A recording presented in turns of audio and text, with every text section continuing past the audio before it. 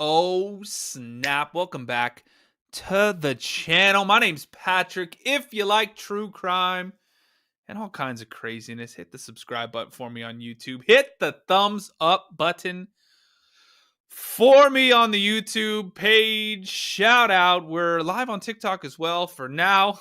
Hopefully, I watch this video back in a few days and can say the same thing. Who knows what's going to happen, but y'all come on over to the Mystery Project on YouTube. Links in the description for all of the socials. Hopefully they're there. And link is in the description for this young lady right here, Annie Elise. She's awesome. Make sure you go subscribe to her. We're checking out her video. We watched the first half. This is the second half of the Nichol Kessinger, the truth about Nichol Kessinger. And is there new evidence? Is there anything new? Let's find out. Let's take a listen. You guys ready for this? Let's go. Going back to the first interview on August 16th, Nichol said that the second day of Shanann being missing is when she decided to stop talking to Chris, saying that he was far too casual about the whole thing. She said, in fact, on the second day, I cut Chris off. That's why I gave him the benefit of the doubt for the first day, because I was just like, no way, I didn't even think about that. I mean, murder was not even at the top of my mind when somebody just doesn't come home for an evening, especially if they've just had some sort of heated argument. That's why I gave him the benefit of the doubt for the first day, because I was just like, no way. Like, I didn't even think about that. I mean, murder was not on the top of my mind when somebody doesn't come home for an evening, especially if they've just, like, had some sort of, like, heated conversation. It's like, okay, you guys are separating, you have a heated conversation, you leave for a night. Like, I didn't even think this guy killed his wife. I mean, that like, murder is on something on the top of my mind when I call one of my friends for 3 or 4 hours and she doesn't answer the phone. Like, that doesn't even process. It isn't? Are we sure about that? To me is like a real thing that is a possibility at that point. And so that's why I gave it a day. And then the second day I was talking to him, he was just like a hot mess, I could tell. And then with like the way I wonder why he was talking to me, and then that's kind of when I cut him off and I stopped talking to him.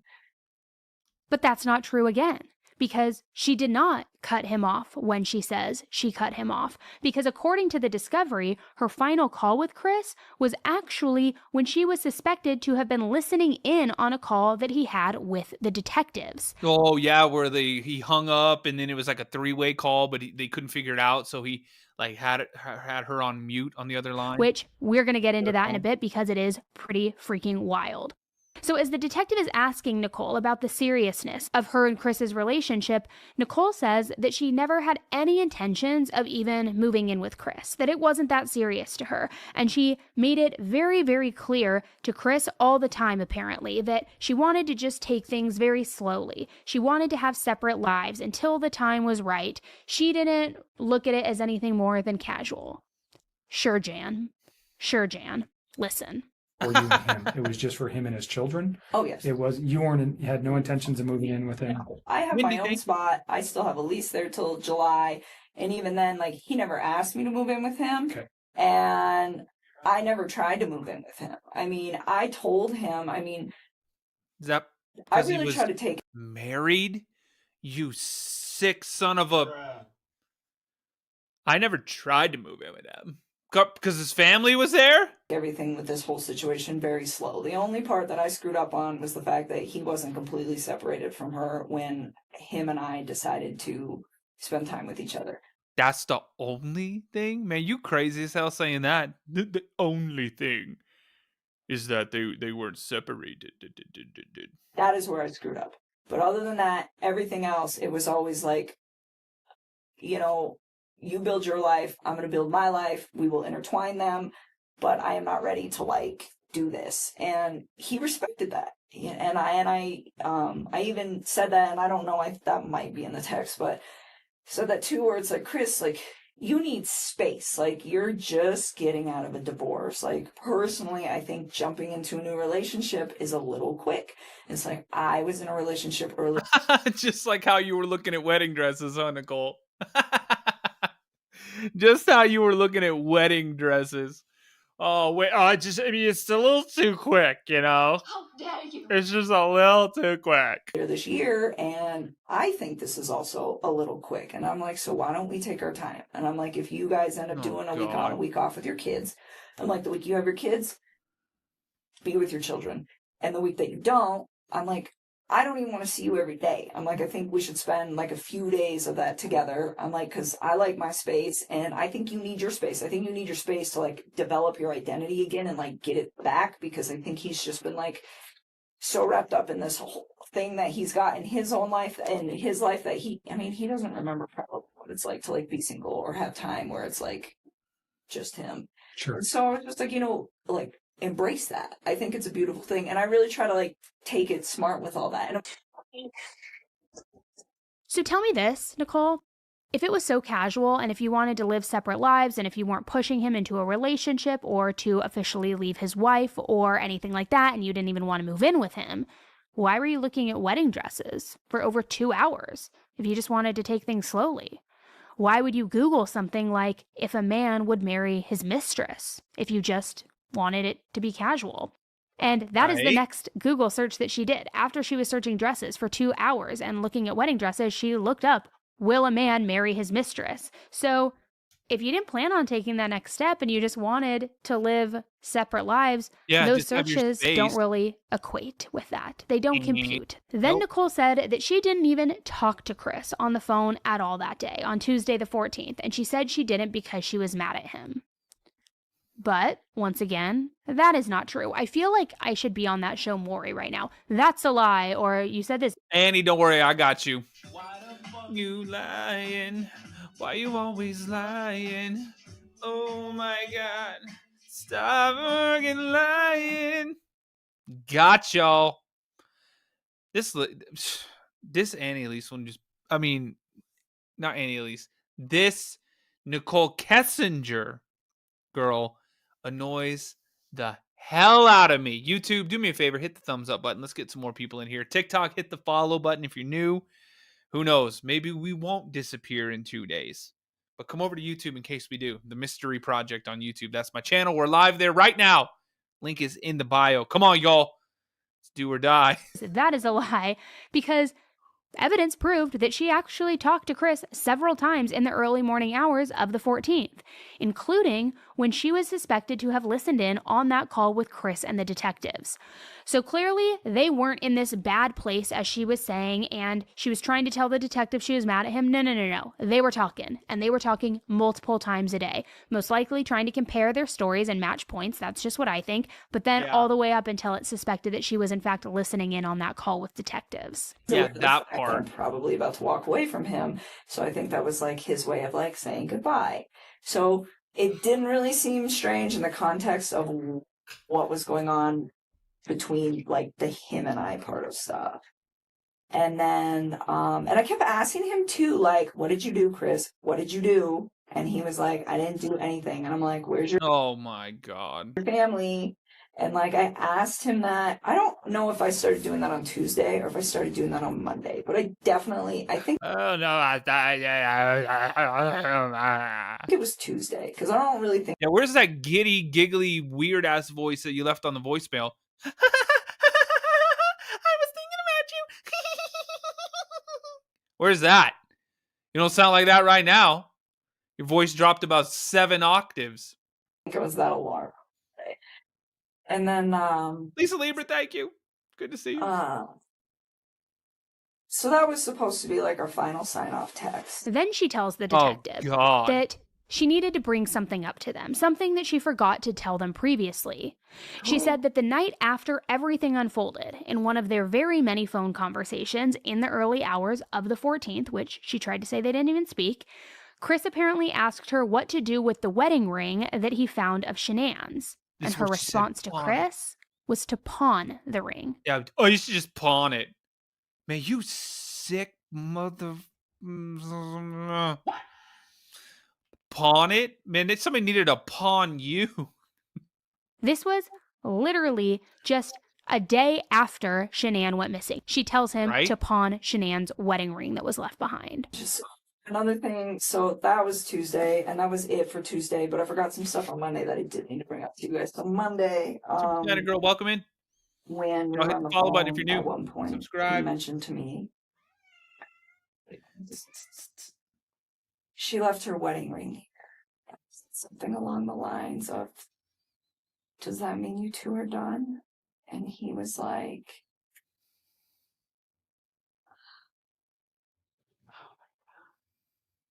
he said, how much do you think it's worth? And I was like, Man, she is remember trying hearing so him say hard. that and being like, She is trying so hard to inject some emotion into that. She said, how much is it worth? What? Me sound like Aaron Neville. I don't know much, but I know I love you. Listen, she sounds crazy as hell. he said, how much do you think it's worth? And I was like, remember hearing him say that and being like, what the fuck? And I remember thinking to myself, like, I don't even know how to respond to this. And so I was like, I don't know, pawn it, man. And I was just like, I pawn jewelry all the time. I was like, I pawn jewelry a few times. I was like, it's not worth shit, though. And I was like, so I don't know if you really want to do that. And he's like, no, I think I'm going to get it appraised. It's a nice rock. And I was just like, okay. I just want to know, Yeah, like she tries to downplay the hell out of that, but she sounds crazy as hell. what cruel and callous person on the planet would suggest 24 hours after their wife and kids go missing that he pawns the wedding ring? If she truly did think that these kids in this Yeah, what? Here's the craziest part. Why would she say that if they're just missing? And if she didn't know that Shanann and the kids weren't coming back, why would the first thing you say be pawn it? Do you know what I mean? Like not, oh, well, yeah, if they don't come back, pawn it.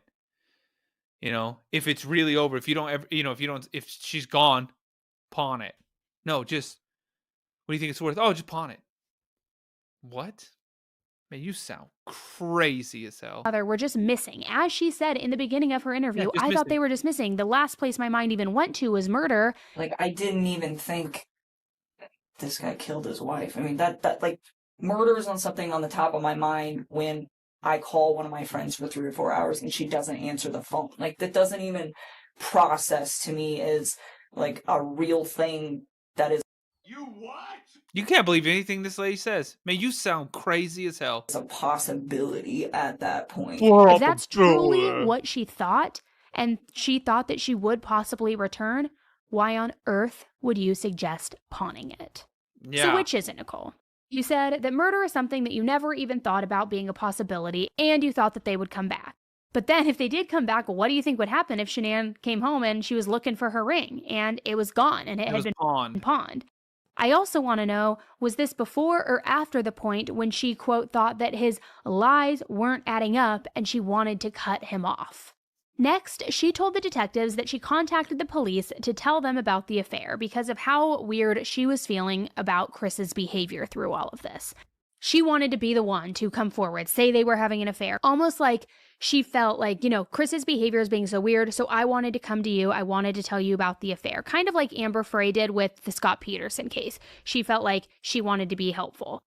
However, this isn't true either, because the fact was that the police already knew about the affair. They had actually that part. Sandy, thank you for the hearts. Already been informed about this affair through a supervisor at Nicole's workplace, Anadarko. In the discovery, it says that on the 15th of August, before this interview took place, at 8 a.m., CBI agent Tammy Lee received a phone call from an Anadarko regional manager.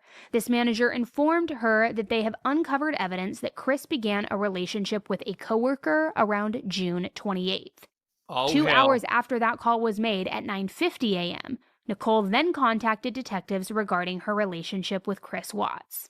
Shocker. Then it says Nichol was tipped off that the Anadarko manager had discovered the emails revealing her affair with Chris, which is why she took the initiative to contact the police, because she knew that it was going to be exposed.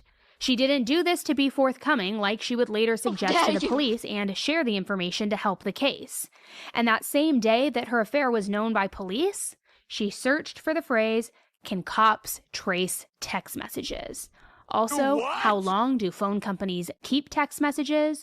What's the difference between text message content and text message detail? And then she deleted those searches. Why would you don't delete something unless you got something to hide? You don't delete search history anymore, okay?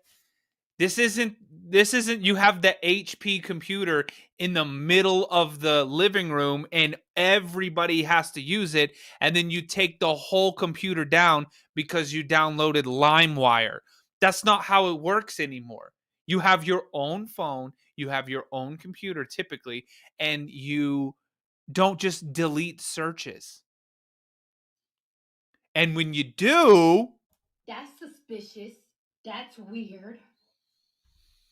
do y'all agree? Leave a comment. Let me know. Put a little thumbs up in the chats. And YouTube, hit the thumbs up button. Thank you. TikTok, hit that follow button if you're new here. My name's Patrick.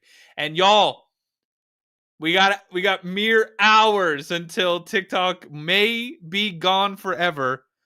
Don't lose the channel, y'all. Come over to YouTube. The Mystery Project on YouTube. The link is in the bio. Click my face. It says YouTube right there. Click it, click it, click it. Go.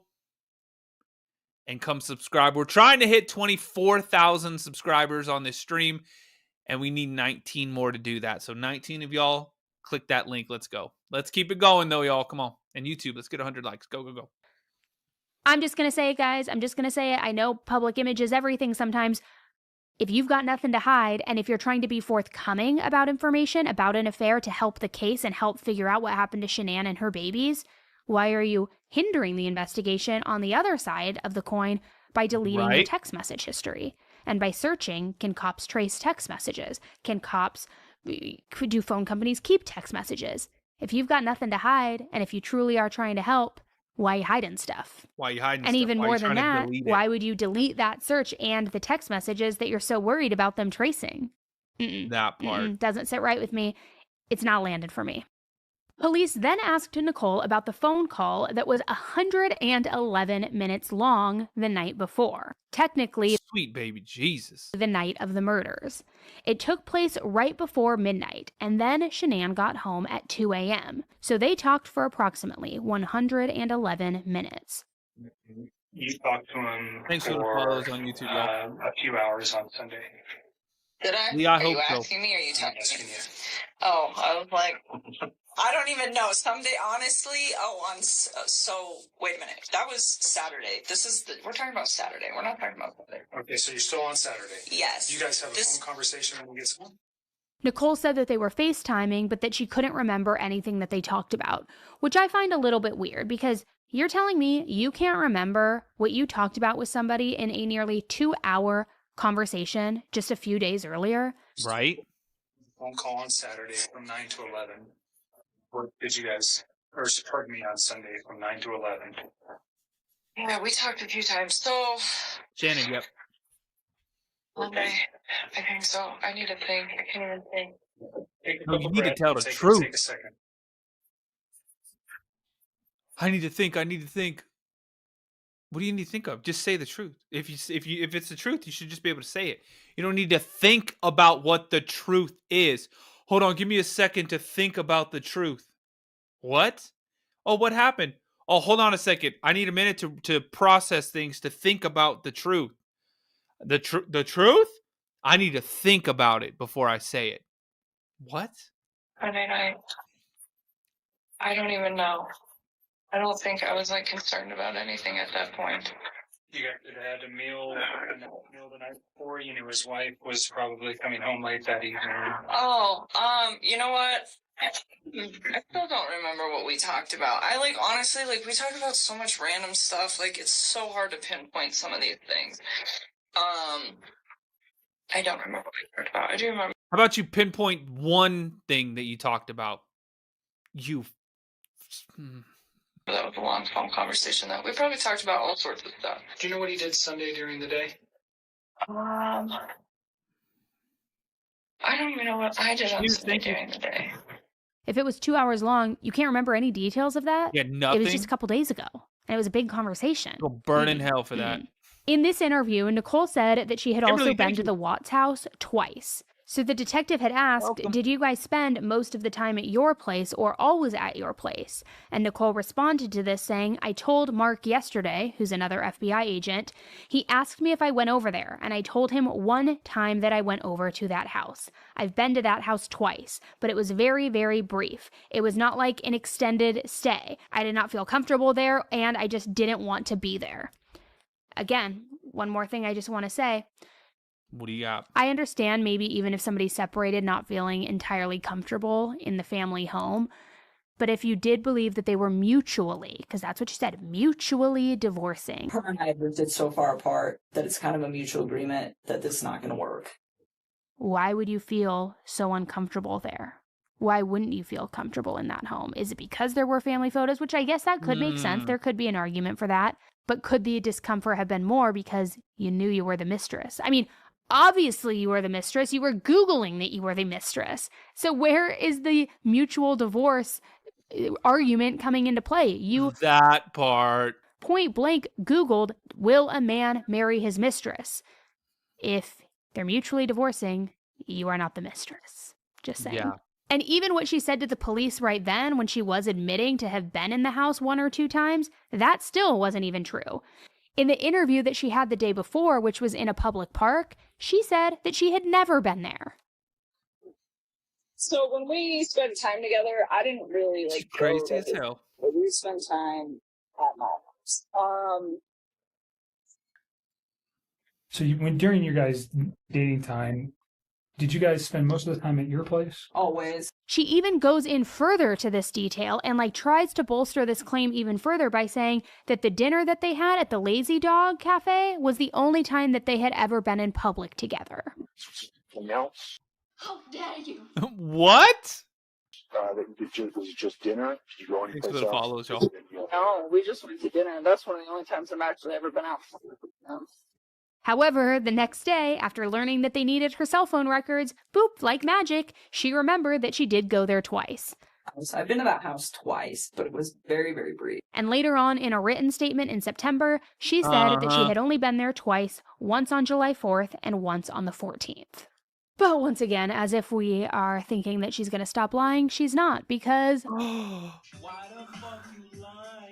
Maury, as Oh my god, why are they Maury always says, lying? that was a lie.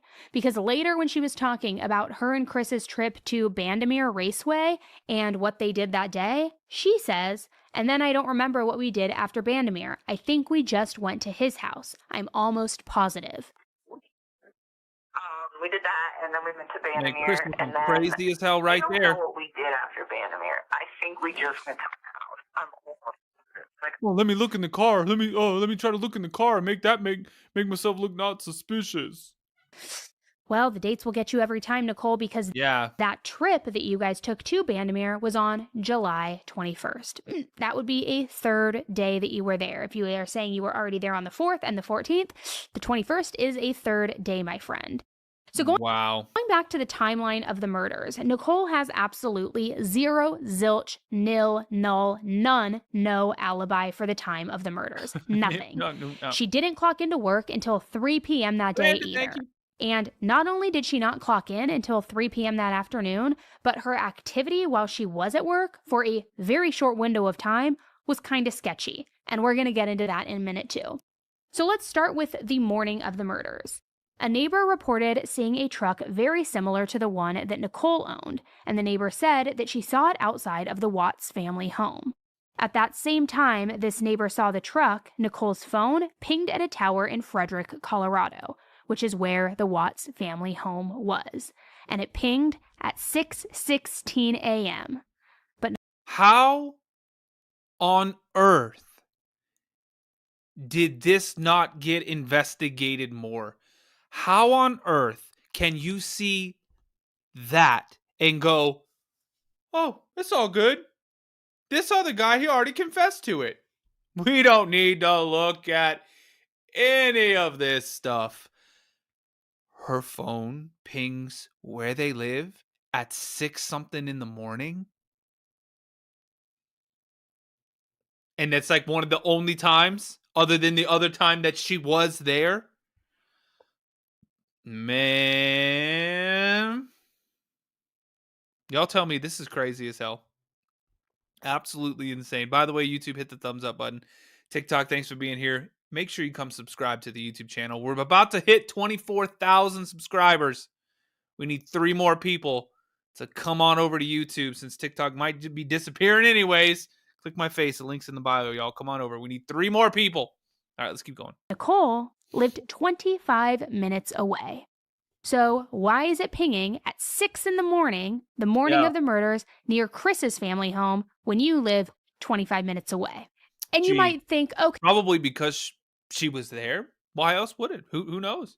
I mean, I'm not these people, but if your phone pings you somewhere, it's usually because you're there.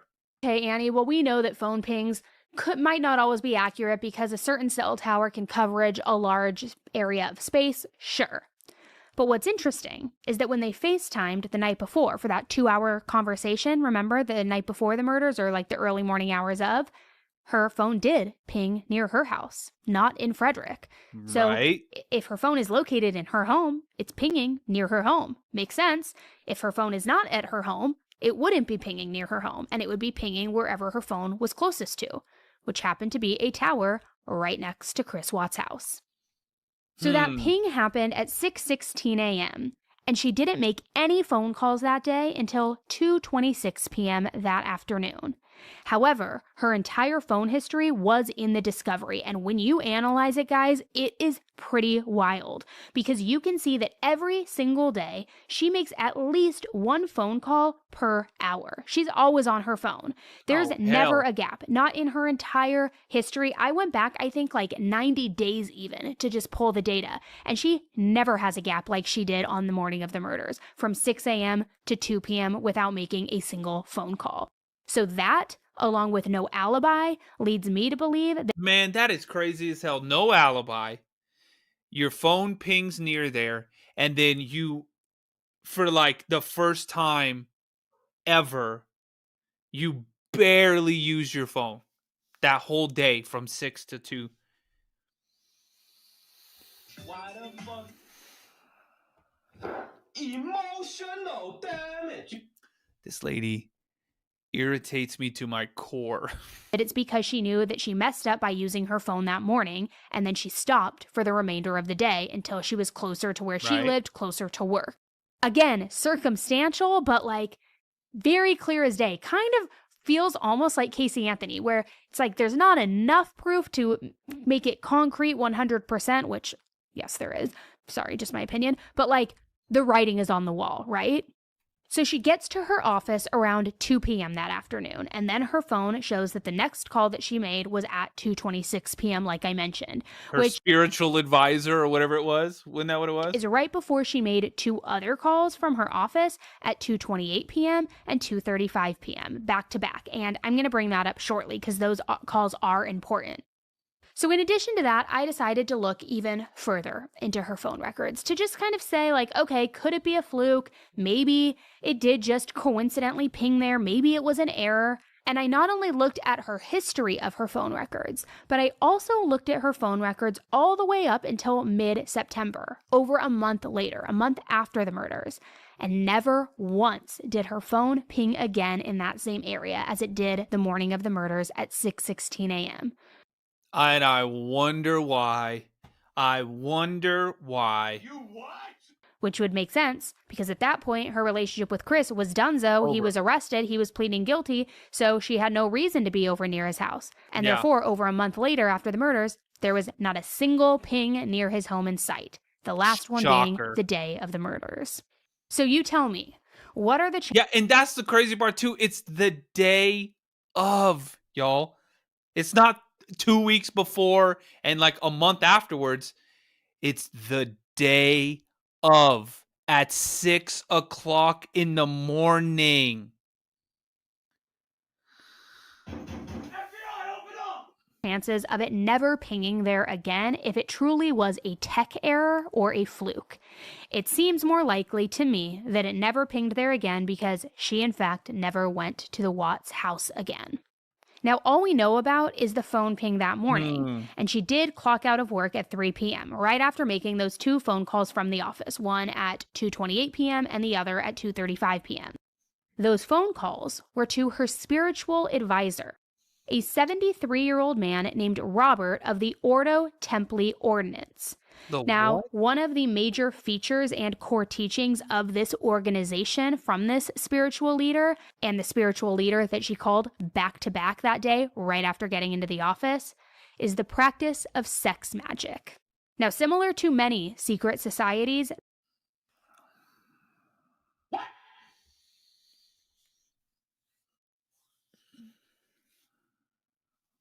Is that real life, y'all? I feel like if you're relying on magic, then your isn't magical. Do you know what I mean? the membership is allegedly based on an initiation system with a series of degree ceremonies that use some sort of ritual drama. So then, Oh, hell, I wonder what kind of ritual drama they were having. after those calls are made to her spiritual advisor, she immediately Yeah, is that a 900 number? Do they still do that? Is that a real thing? Those probably don't exist anymore, huh? leaves the Anadarko office. And that's when she went to meet her friend Jim at her apartment at approximately 3:45 p.m.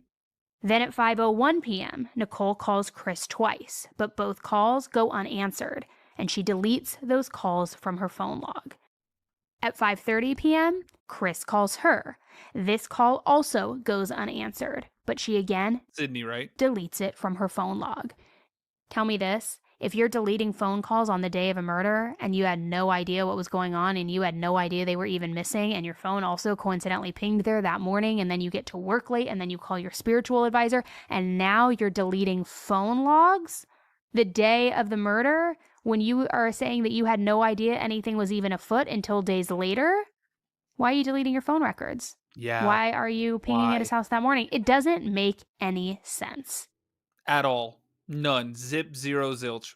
Now, here's where things start to get a little suspicious for me, according to the forensic data and the call logs and the history.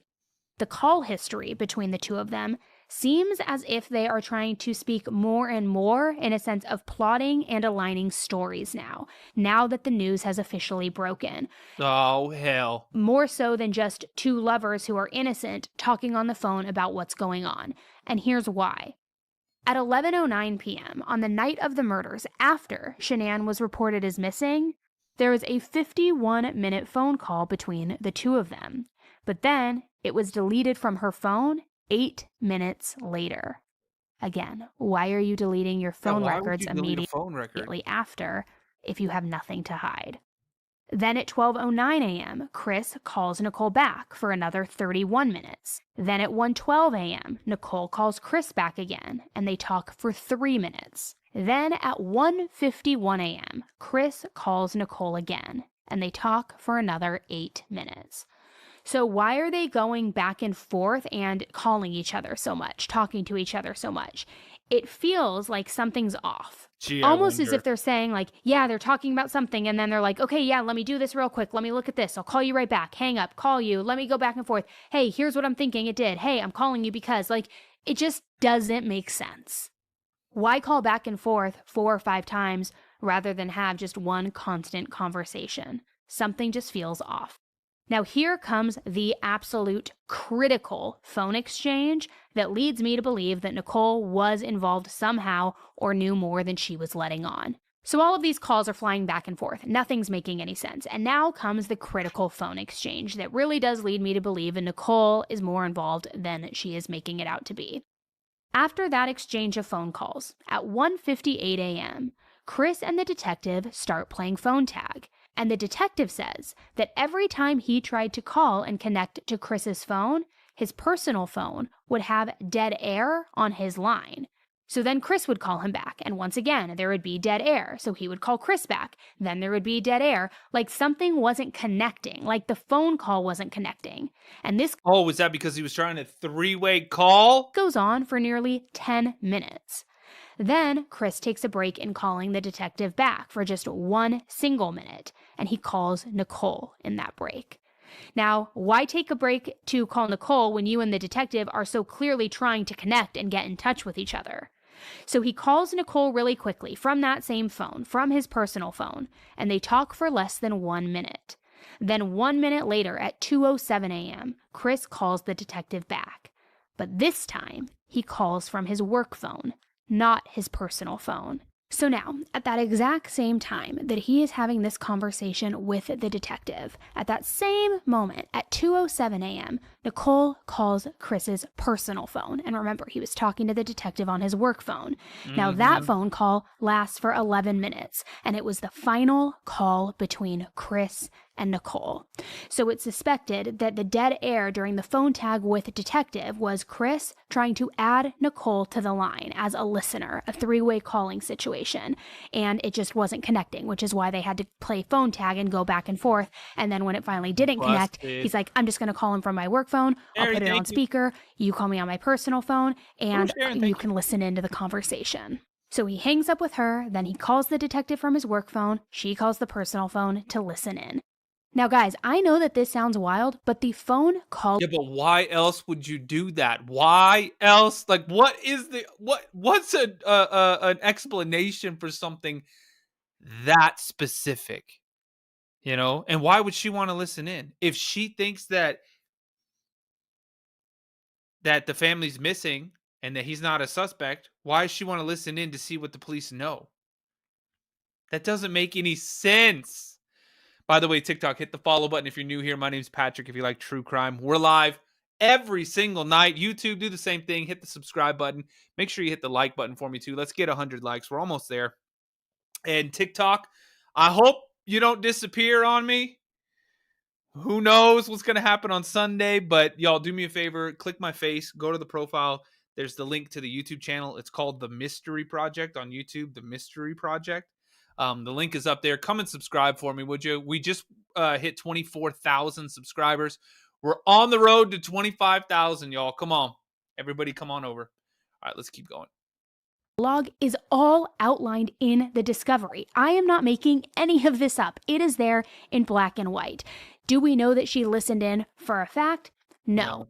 But what else could be the reason for him to have her on his personal phone simultaneously while he is talking to the detective on the work phone?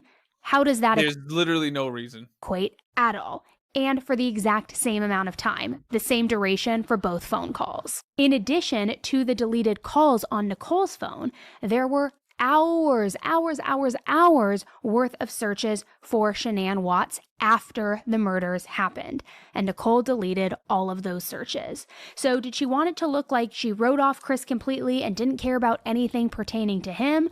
But then she would have deleted literally everything, not just cherry picking like certain things that she wanted to delete. She would just, if you end it with somebody and you're like, man, this, I'm out, you delete everything. You don't save, oh, let me just save these.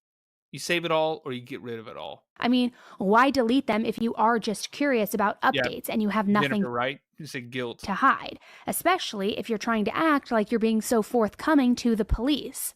Right. In addition to deleting all of the history of searches, calls, text message, all of those things, Nichol also tried to destroy her SIM card before giving her phone to the investigators. Oh, God. Now, one of the biggest things through this, as if there aren't enough, but one of the biggest things that doesn't quite sit right with me, and it's not 2005. You don't have contacts saved to your SIM card. Do you have a Nokia? Were you playing Snake and then decided to break your SIM card? this case, is how she's trying to play both the victim and also the martyr. Now, for the victim role, she tells the police that Chris told her that he and Shanann were separated. They were in the process of divorcing, mutually divorcing. Yet, if he truly told her that, then why would she be Googling things like this? Man I'm having an affair with says he will leave his wife. This is a search from July 24th. If you thought that they were in fact separating or divorcing, you certainly wouldn't be using the word affair or mistress in your searches, Yeah, right? it'd be boyfriend. Not to mention that Father's Day post that we discussed earlier that certainly would have informed her that they were in fact not separated. Because honestly, nobody looking at Shanann's Facebook page would ever be under the impression that she was nearing the end of a mutual divorce, as Nichol Yeah, exactly. claimed to believe. Now, sure, being the other woman hardly implicates you of murder, but if you're lying about what you understood his marital status to be when there are several things to What else would you lie about? prove otherwise, you have to ask why. I mean, aside from the obvious shame in all of it.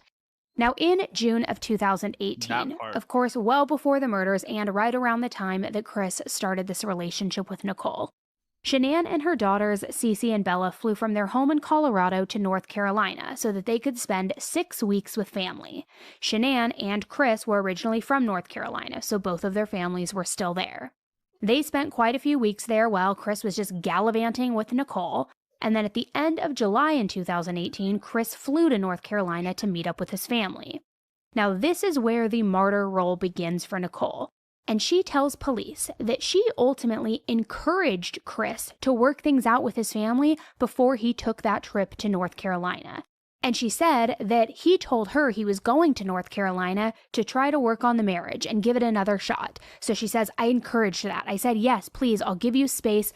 You go work on your marriage. Let's take some time apart, and I really want you to do that. Man, come on. Does anybody believe that? Does anybody believe that that happened? Anybody? Here's my question. If that were true, and she were really Lincoln, yeah, Montreal and Dallas, they're going crazy tonight. Sorry, y'all. You can hear the cats. I have Montreal and I have Dallas. Real quick, though. Come here. Come here. We got a new addition to the family. He's mad as hell right now. This is Binks. Look at him. I rescued him. Okay, get down. Go that way, though. They're not friends yet. trying to give him space to work on the marriage as she's telling the detectives, why would she be Googling things like marrying your mistress, spending 2 hours looking at wedding dresses? And she Googled these things on August 4th and August 8th, while Chris was still in North Carolina.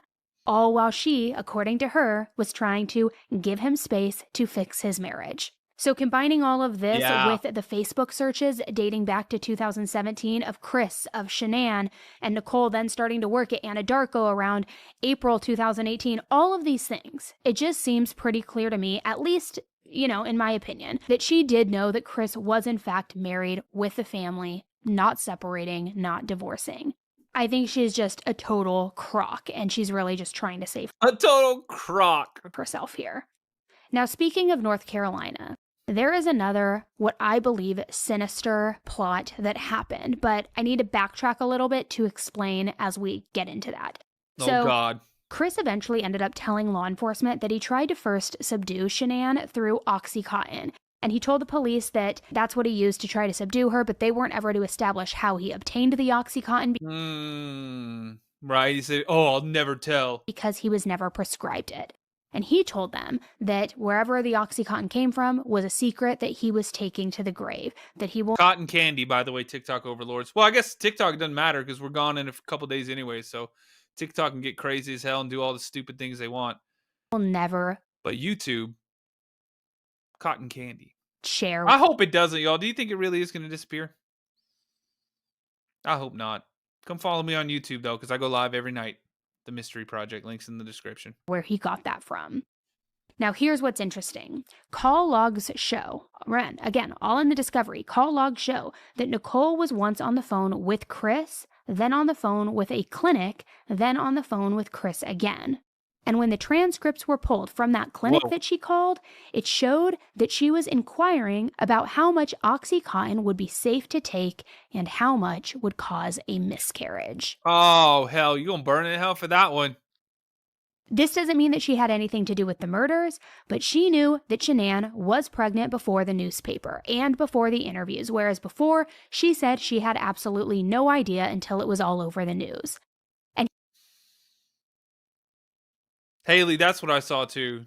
That he gets to decide when the divestiture is like enough or whatever. But man, oh man. Got a lot of us stressed out, huh?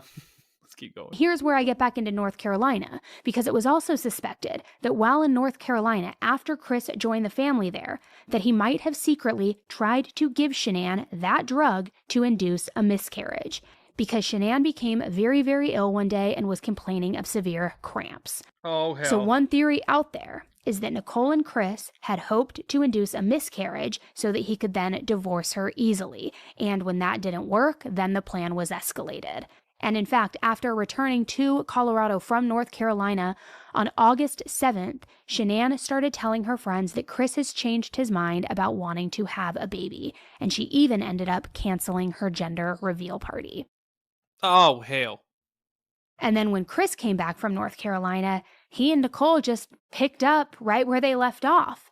And then on August 12th, they went on that infamous date to the Lazy Dog Cafe, where then everything really blew up because Shanann saw that charge from dinner on their credit card statement, and she knew that that bill totaled more than what it would cost for just one single person's dinner. Right? And get this, and just like another weird Google search on Nichol's phone, before hitting the town to get something to eat on their date, Nichol spent 45 minutes Googling how to prepare for anal Blah, blah, blah, sex. blah, blah, blah, blah. God almighty, I gotta block that one out.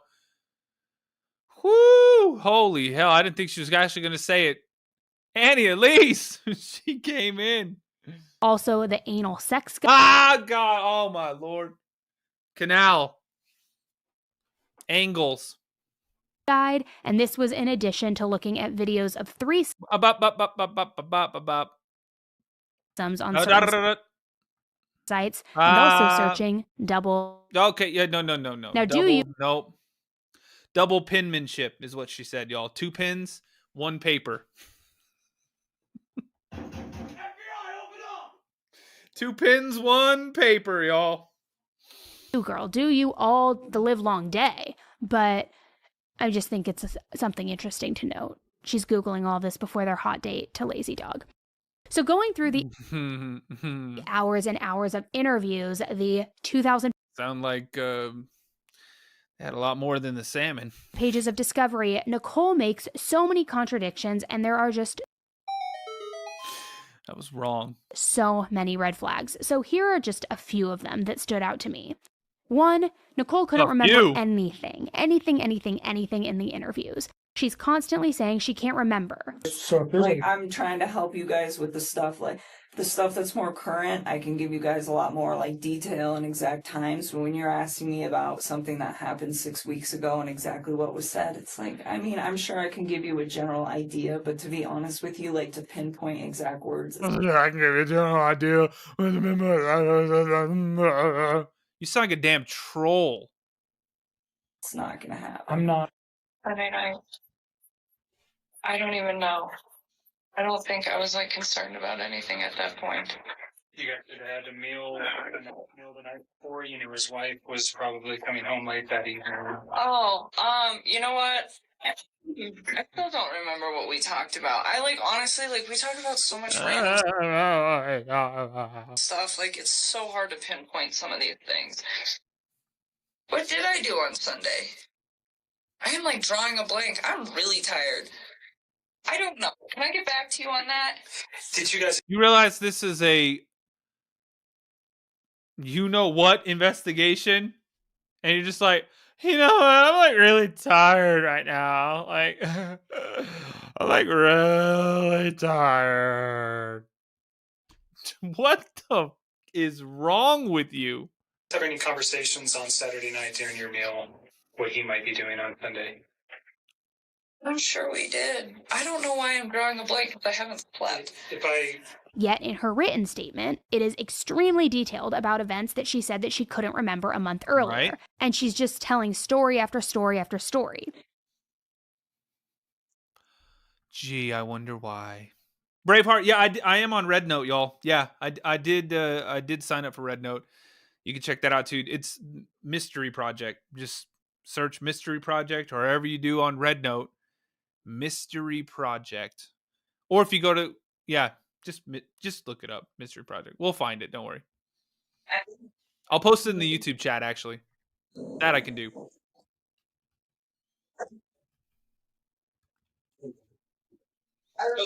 By the way, I got it Remember what? in my head. The first long phone call he made to me was, I think, when he told me that. I don't think he told me that in the FaceTime text. I mean, in the FaceTime conversation. I think he told me that in the first time. All right. So that was why I brought that up, because I was like, wow. Okay. Very important. Thanks for remembering that. Thanks for I'm really remembering trying to that. help you guys. I need you guys to help me too. Like, Yes, we ma'am. do this as a team, but just don't. So the reason In her first interview, she is more concerned with keeping her name out of the papers than the actual victims involved in this case. Yeah, Orange that Snickers, part. That's all I want. I just That's that we would be looking for.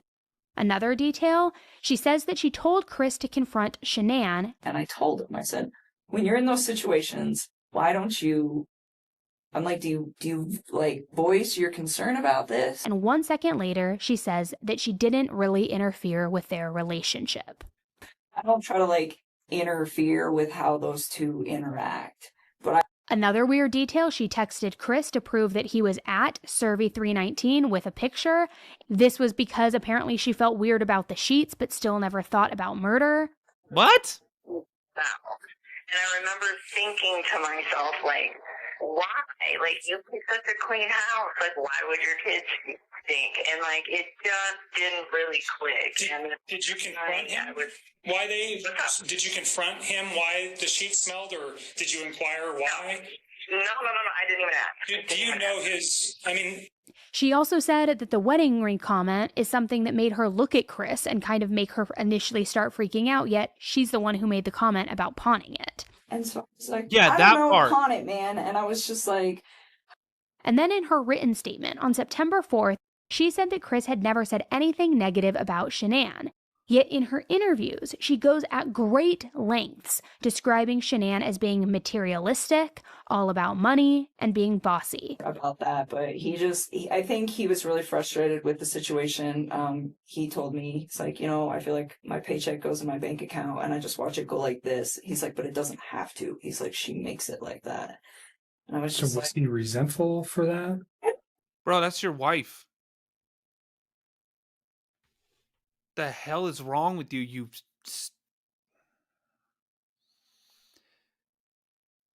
Your wife is supposed to do that. You're supposed to provide, protect. You're supposed to be able to do that. You don't complain about your wife being provided for. You stupid. God. Y'all, I need to just, I need to do a rap song called WAD and just do weak ass dudes, because there is an epidemic of weak ass dudes around right now. That is crazy as hell. Oh man, my paycheck goes like this. Then work harder, you loser. Jesus. if he was resentful, I just think he was frustrated by the fact that they could be doing a lot better financially, and she, from the vibe that I got, had really bad spending habits. And you mentioned today you read something about bankruptcy. Yep. What did you read? That those guys filed bankruptcy for a lot of money in Who are those guys? that couple Okay, in 2015. Oh, Shanann and Chris thanks. filed bankruptcy 2015. Okay, tells you he has a concern enough to at least express something to you that he's frustrated with the way she spends, or he's upset with working so hard and never having any money, and she's kind of the responsibility she's the responsible party for spending most of the money. I pretty much got that vibe. I mean, he just told me, he's like, we're house broke all the time. Like I said, the only financial thing he ever said is just like, she just likes to spend money, like a lot of it. So that was just kind of the vibe that I got from that, and that it was a lifestyle that she liked to live, like very like materialistic kind of lifestyle. Wanted to Like project. What the are they talking about?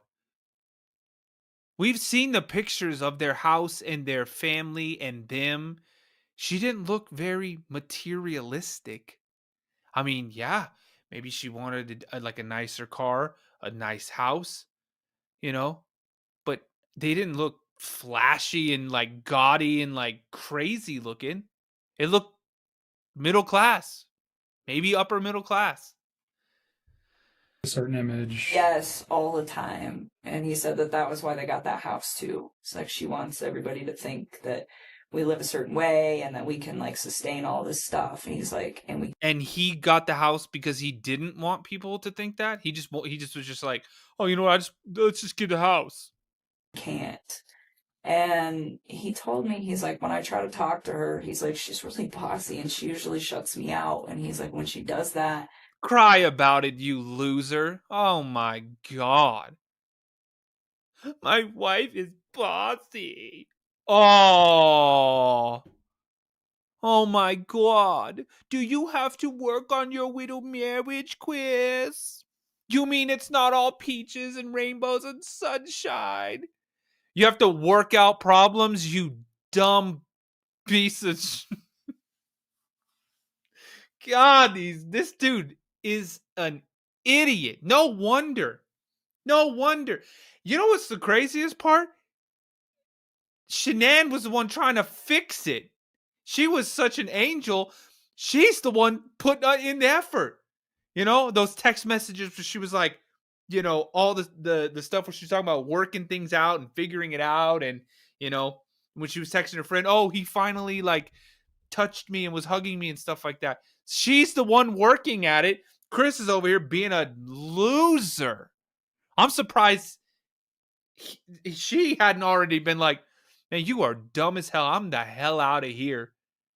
My wife is bossy. Okay, loser. he's like, I just let it go. And also the extent of the marriage issues that Chris had shared with her. And Nichol even said, I wouldn't put up with that. I did ask about it because I'm just curious, because I would never put myself in a situation where someone was like, you know what, we're going to live in this house that costs like double what we can afford, and that's how it's going to be, because I want everybody to think we're fancy. Because I wouldn't do that. I mean, to me, like, I wouldn't put up with somebody doing that to me. And so why would Nichol be panicked? Why would she be Googling if cops were going to trace her phone, if she could delete her phone history, all of those things? A lot of the people feel that the detectives on this case really handled her with kid gloves, all in all, and just... Well, they're all laughing and like flirting and stuff too. You hear the police officers are like, oh, yeah, who was it? And she's like, oh, Chris and Nichol, yeah. provided excuses as to why they weren't going to look further into her. And honestly, I completely agree. So now we have... Right. Madam August Butterfly, thank you. Shanann's vehicle was a reward from Lavelle for her hard work, like Mary Kay Pinkett. Oh, so she, yeah, so okay, see, there you go. That's what I'm saying. So she, to talk about that footage and people suspecting that Nichol was in fact there the night of the murders and actually helped Chris. Although I want to be clear, it is just speculation. So many people have been talking about this theory for years, and as people analyze the footage from the neighbor's camera, many people strongly believe that Nichol can in fact be seen in this footage. A lot of people think that you can see a woman with breasts, with long hair, and another photo that carrying like a bag. Have y'all seen this? If you haven't seen this TikTok, come over to YouTube. The link is in the bio. You're gonna have to do it anyways in 2 days, so come on over now, subscribe. The Mystery Project links, click my face. It's like the first link. Come on, subscribe. Shows a purse on the back of this person. Yeah, and I'm pulling something on the screen. So if you're watching the video version of this, you see, but for those of you who are listening to the audio, go over to my YouTube channel in a couple days because the video version will be posted on there. I didn't want to do another Chris Watts video, but I felt that this was really important. I saw this in a Facebook group, and it comes from the surveillance of the neighbor's house that morning. If you look at the picture on the right, you can see that that person seems to have breasts. Also, they seem to have long hair. Yeah, right there. Here is another photo. It's not very clear, but here is an outline of that photo. It shows a purse on the back of that person. Looks familiar. Oh, hell. It looks like the same damn purse even, y'all. Here is Look at that. That does look like a purse. That looks like past shoulder length hair, like decently long hair, holding something. And those even look like yoga pants. an outline of that photo. Look at that purse. Look at the shape of that purse and It everything. shows a purse on the back of that person. Look at that purse. Same shoulder, same everything. Looks familiar. Hey guys, I didn't want to do another Chris Watts video, but I felt that this was really important. I saw this in a Facebook group, and it comes from the surveillance of the neighbor's house that morning. If you look at the picture on the right, you can see that that person seems to have breasts. Also, they seem to have long hair. Did I go back? Here is another photo. It's not very clear, but here is an outline of that photo. It shows a purse on the back of that person. Looks familiar. So if this is true, it would align with Nichole's phone pinging near the Watts home that morning. She's helping with the cleanup. She's helping him load the truck. She's helping do all of these things. It would also explain why she never clocked into work that morning and why she didn't have an alibi for that morning. And then she didn't use her phone for hours and hours and hours on end until she got to work at 2 or 3 p.m., made those calls to her spiritual advisor, and then dipped out of work almost as quickly as she arrived and went over to her friend Jim's house. So on August 19th, the day after this big police interview with all of this footage that we've been talking about, Nichol starts to Google all about Amber Frey, or Amber Frey, I forget how you pronounce it, but she was the mistress of Scott Peterson, who was also convicted of killing his wife and unborn child, which, in a weird little update, I just read that the LA Innocence Project is now taking on Scott Peterson's case and fighting to prove... Yeah, I wonder what happened with that. That kind of fell out of the atmosphere. That he's not guilty. Maybe we need to do a deep dive on that case. I don't know. But anyways, so Nichol was Googling if people hate Amber. Also, how much money Amber made from the book deal that she got, among a lot of other things. Wow.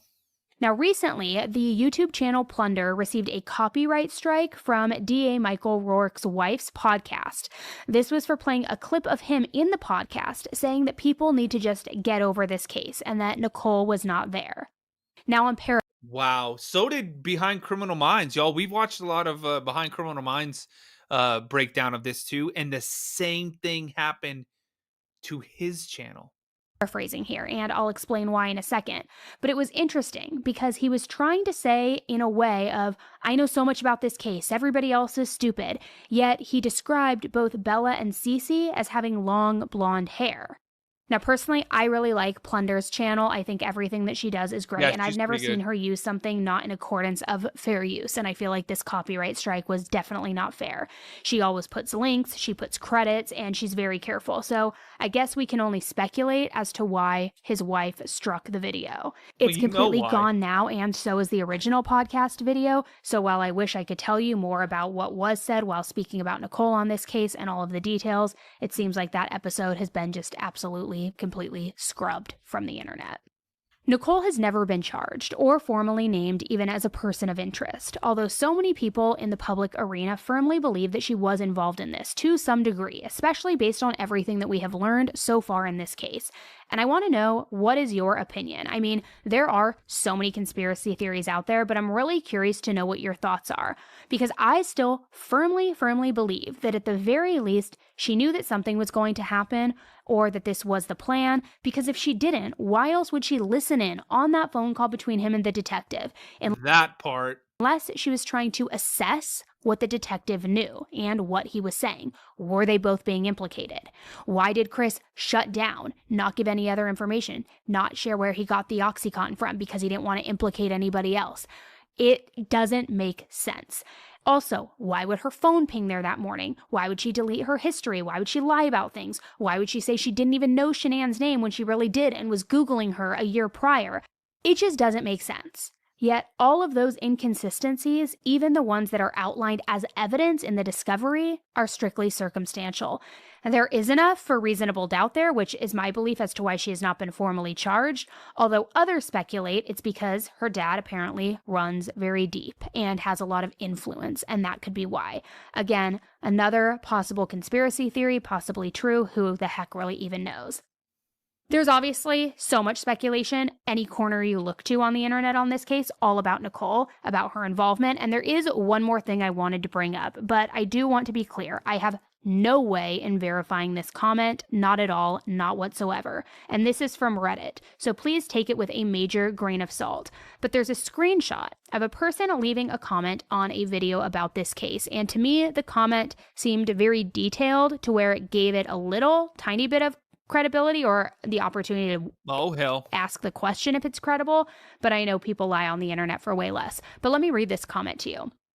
It says, "My wife and I were close family friends with her parents. Our children grew up with theirs. Nichol was always a problem child, and especially so when she was a teen.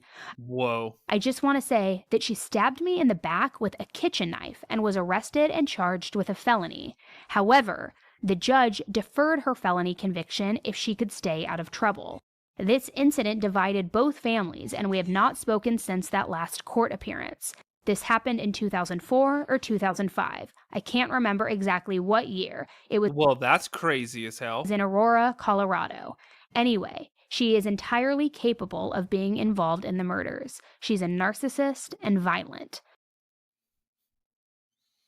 Y'all. Did they ever find arrest records or anything from that? Because that would be crazy as hell. But that was part 2. That was the last of it right there. Damn. YouTube, do me a favor, hit the subscribe button, hit the thumbs up button if you like the video. Make sure you go follow everybody down in the description. Y'all, when this video ends too, it's going to kick you over to the haunted side on YouTube. Go watch some of that, and I'll see y'all tomorrow.